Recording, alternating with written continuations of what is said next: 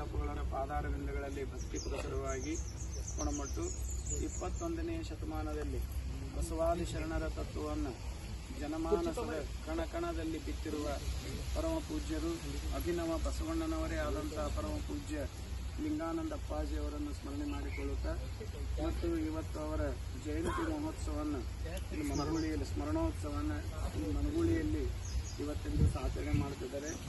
ಆ ಸನ್ನಿಧಾನವನ್ನು ವಹಿಸಿದಂಥ ಪರಮ ಪೂಜ್ಯ ನಮ್ಮ ಈಶಪ್ರಸಾದ ಮಹಾಸ್ವಾಮೀಜಿಯವರ ಶ್ರೀಚರಣಗಳಲ್ಲಿ, ಪರಮ ಪೂಜ್ಯ ನಮ್ಮ ರೇವಣ ಸಿದ್ದೇಶ್ವರ ಮಹಾಸ್ವಾಮೀಜಿಯವರ ಶ್ರೀಚರಣಗಳಲ್ಲಿ ಮತ್ತು ನಮ್ಮ ವಿಶಾಲಮ್ಮ ತಾಯಿಯವರಲ್ಲಿ, ಪೂಜ್ಯ ಅವರಲ್ಲಿ, ನಮ್ಮ ಮನಗುಳಿಯ ಪರಮ ಪೂಜ್ಯ ವಿಡಿಶಾನಂದ ಮಹಾಸ್ವಾಮೀಜಿಯವರ ಶ್ರೀಚರಣಗಳಲ್ಲಿ ಮತ್ತು ಕಪ್ಪರದ ಮನೆತನದ ಎಲ್ಲ ಬಂಧುಗಳಲ್ಲಿ, ಇಲ್ಲಿ ನೆರೆದಿರುವ ಎಲ್ಲ ಪೂಜ್ಯ ಶರಣರಲ್ಲಿ, ಸಿದ್ದನಗೌಡರು ಪೂಜ್ಯ ಅವರಲ್ಲಿ, ವೀರಭದ್ರಪ್ಪ ಗೌಡರಲ್ಲಿ, ನಮ್ಮ ಶಿವಶರಣಪ್ಪನವರು ಶರಣರಲ್ಲಿ, ನಮ್ಮ ಸಂಗನಗೌಡರು ಶರಣರಲ್ಲಿ ಮತ್ತು ಇನ್ನೆರಡು ಎಲ್ಲ ಪೂಜ್ಯ ನಮ್ಮ ಸಂಗೀತ ಆತ್ಮವರಲ್ಲಿ, ಇಲ್ಲಿನ ಎಲ್ಲ ಶರಣರಲ್ಲಿ ಇವತ್ತಿನ ದಿವಸ ನಮ್ಮ ಮನಗುಳಿಯಲ್ಲಿ, ಮನಗುಳಿ ಅಂದರೆ ಇತಿಹಾಸ ಪ್ರಸಿದ್ಧವಾದಂಥ ಸ್ಥಾನ ಇದು. ಯಾಕೆ ಇತಿಹಾಸ ಪ್ರಸಿದ್ಧ ಅಂತಂದ್ರೆ ಇದು ಮನಗುಳಿಯಲ್ಲೇ ಹುಟ್ಟಿದಂಥ ಲಿಂಗಾನಂದ ಅಪ್ಪಾಜಿಯವರು ಇಡೀ ಕರ್ನಾಟಕಾದ್ಯಂತ ಮಹಾರಾಷ್ಟ್ರಾದ್ಯಂತ ಕೊಲ್ಲಾಪುರ ಎಲ್ಲ ಮಹಾರಾಷ್ಟ್ರಾದ್ಯಂತ ಮತ್ತು ಆಂಧ್ರದಲ್ಲಿ ಈ ಮೂರೂ ರಾಜ್ಯಗಳಲ್ಲಿ ಬಸವಾದಿ ಶರಣರ ತತ್ವ ವಿಚಾರಗಳನ್ನು 100ಕ್ಕೆ 100ರಷ್ಟು ಯಥಾವತ್ತಾಗಿ ಜನಮಾನಸದಲ್ಲಿ ಬಿತ್ತಿದಂಥವ್ರಂದರೆ ಪರಮ ಪೂಜ್ಯ ಲಿಂಗಾನಂದ ಅಪ್ಪಾಜಿಯವರು. ಮುಂದೆ ಬಸವಣ್ಣವ್ರ ಫೋಟೋ ಸಹಿತ ಹಾಕ್ತಿದ್ದಿಲ್ಲ ಮತ್ತು ಬಸವ ಜಯಂತಿ ದಿವಸ ಬರೀ ಎತ್ತ ಮೆರವಣಿಗೆ ಮಾಡ್ತಿದ್ರು. ಎತ್ತಂದ್ರೆ ಯಾವುದಂದ್ರೆ ಬಸವಣ್ಣ ಯಾವುದಂದ್ರೆ ಎತ್ತ ತೋರಿಸ್ಬಿಡ್ತಿದ್ರು.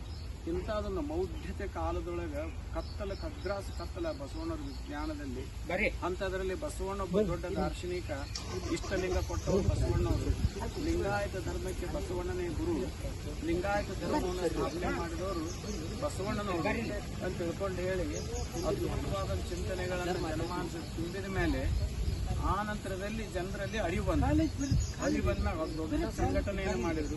ಇಲ್ಲಿ ಸುಮಾರು 30 ವರ್ಷಗಳವರೆಗೆ ಏನೊಂದು ಕೃಷಿ ಮಾಡಿದ್ರು. ಆ ಕೃಷಿಯ ಫಲವಾಗಿ ಸಾವಿರಾರು ಜನ ಸಾಧಕರನ್ನು ತಯಾರು ಮಾಡಿದ್ರು. ಒಬ್ಬ ಸಾಧಕರಲ್ಲ ಸಾವಿರಾರು ಜನ ಸಾಧಕರನ್ನು ತಯಾರು ಮಾಡಿದ್ರು. ಅವರು ನಾಡಿನ ಮೂಲೆಗಳಲ್ಲಿ ಹೋದರು ಸಾಧಕರು.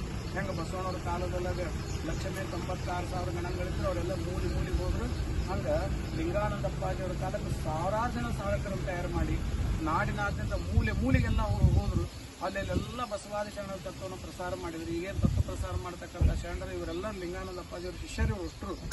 ಅದಕ್ಕಾಗಿ ಅಂಥ ಮಹಾ ಕಾರ್ಯವನ್ನು ಬಸವಣ್ಣವರು ಪೂರ್ತಿ ಮುಗಿದೇ ಬಿಟ್ಟಿರ್ತೇನೆ ಅನ್ನುವಂಥ ಕಾಲದಲ್ಲಿ ಮತ್ತೆ ಲಿಂಗಾನಂದ ಅಪ್ಪಾಜಿಯವರು ಮರಳಿ ಪುನರುತ್ಥಾನಗೈದು ಇವತ್ತು ಬಸವಣ್ಣವ್ರ ಬೆಳಕನ್ನು ಇಡೀ ಜಗತ್ತಿನಾದ್ಯಂತ ಪಸರಿಸುವಂತೆ ಮಾಡಿದವರು ಲಿಂಗಾನಂದ ಅಪ್ಪಾಜಿಯವರು. ಅವರು ನಾವೆಷ್ಟು ಸ್ಮರಣೆ ಮಾಡಿದ್ರು ಕಡಿಮೆನ, ಅವ್ರನ್ನ ಎಷ್ಟು ಸ್ಮರಣೆ ಮಾಡಿದ್ರು ಕಡಿಮೆನ. ಅವರು ಋಣ ಈ ಸಮಾಜದ ಮೇಲೆ ಭಾಳ ಐತಿ. ಅದರಲ್ಲಿ ಬಸವಣ್ಣವರ ಅನುಯಾಯಿಗಳ ಮೇಲಂತೂ ಭಾಳ ಐತೆ ಅವ್ರ ಋಣ. ಅದಕ್ಕಾಗಿ ಅವ್ರ ಋಣವನ್ನು ಎಂದೂ ತೀರಿಸ್ಲಿಕ್ಕೆ ಆಗಂಗಿಲ್ಲ. ಅಂಥ ಮಹಾಶಕ್ತಿ ಮತ್ತೆ ಆ ಶಕ್ತಿ ಉದಯ ಆಗಿ ಬರಲಿ, ಬಸವಣ್ಣವ್ರ ತತ್ವವನ್ನು ಮತ್ತೆ ಜಗತ್ತನ್ನು ಬೆಳಕಲಿ ಅಂತ ನನಗೆ ಅನಿಸ್ತೈತಿ. ನಾನು ಈ ಕಾರ್ಯಕ್ರಮಕ್ಕೆ ಇರಬೇಕಾಗಿತ್ತು. ನಾನು ಹೇಳಿದ್ದೆ ಬರ್ತೇನೆ ರೀ, ಲಿಂಗಾನಂದ ಅಪ್ಪಾಜಿಯವ್ರ ಕಾರ್ಯ ಖಂಡಿತ ಬರ್ತೇನೆ ಅಂತ ತಿಳ್ಕೊಂಡು ಹೇಳಿದ್ದೆ. ಆದ್ರೆ ನನಗೊಂದು ಅಲ್ಲೇ ಮಠದಲ್ಲಿ ಡಾಕ್ಟರ್ ಅಕ್ಕಿ ಅಂತದಾರೆ, ಅವ್ರ ಮಠದ ಪರಮ ಭಕ್ತರು. ಅವ್ರಿಗೊಂದು ಕಾರ್ಯಕ್ರಮ ಬಂದೈತಿ. ಅವ್ರ ಕಾರ್ಯಕ್ರಮ ಬಿಡಲಾರ್ದಂಗೆ ಐತ್ರಿ ಅವ್ರನ್ನು. ಅದಕ್ಕೆ ಬೆಳಗ್ಗೆ ಪೂಜೆ ಮುಗಿಸ್ಕೊಂಡು ನನ್ನ ಕರ್ಮ ಮಾಡಿ ಕಳಿಸ್ಕೊಟ್ರಿ ಅಂತಂದು ಮತ್ತು ಅಪ್ಪಗಳಿಗೆ ನಾನು ವಿನಂತಿ ಮಾಡಿಕೊಂಡೆ ಆಗಲಿ ಅಂತಂದ್ರೆ ಅದಕ್ಕೆ ಈಗ ಮತ್ತು ಮೆರವಣಿಗೆ ಅದು ದಯಮಾಡಿಸ್ರಿ.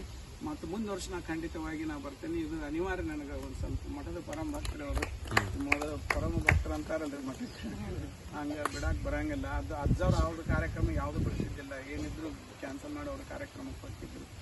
ಅದಕ್ಕಾಗಿ ನನಗೂ ಅಂತ ಅನಿವಾರ್ಯ ಪ್ರಸಂಗ ಬಂದಿದ್ದಕ್ಕೆ ನಾನು ಹೋಗಿ ಬರ್ತೀನಿ. ಅದಕ್ಕೆ ಲಿಂಗಾನಂದ ಅಪ್ಪಾಜಿ ಅವರನ್ನು ಸ್ಮರಣೆ ಅಂತಂದ್ರೆ ಬಸವಣ್ಣವ್ರ ಸ್ಮರಣೆ. ಅದು ಬಸವಣ್ಣವ್ರಕ್ಕಿಂತಲೂ ಹೆಚ್ಚು. ಯಾಕೆ ಬಸವಣ್ಣವರು ಮಾಡಿದ್ರು, ಆದರೆ ಅದನ್ನು ನಮ್ಮಂಥ ಸ್ವಾಮಿಗಳನ್ನೆಲ್ಲ ಮುಚ್ಚಿ ಹಾಕಿಬಿಟ್ರೆ ಅದನ್ನು. ಆದರೆ ಮತ್ತೆ ಅದನ್ನು ಎಬಿಸಿ ಮತ್ತು ಪ್ರಚಾರ ಮಾಡೋದನ್ನೈತಲ್ಲ, ಅದು ಭಾಳ ಧೈರ್ಯದ ಕೆಲಸ.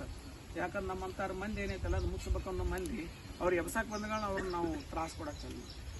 ಅದಕ್ಕೆ ಅಂಥ ಪ್ರಸಂಗದಲ್ಲಿ ಅವರೆಲ್ಲ ಮತ್ತೆ ಮಾಡಿದರು. ಅದಕ್ಕಾಗಿ ಅವ್ರನ್ನ ನಾವು ಸ್ಮರಣೆ ಮಾಡಬೇಕಾದದ್ದು ಅನಿವಾರ್ಯ ಕರ್ತವ್ಯ ಅಂತ ಹೇಳಿ ಮಾತುಗಳನ್ನು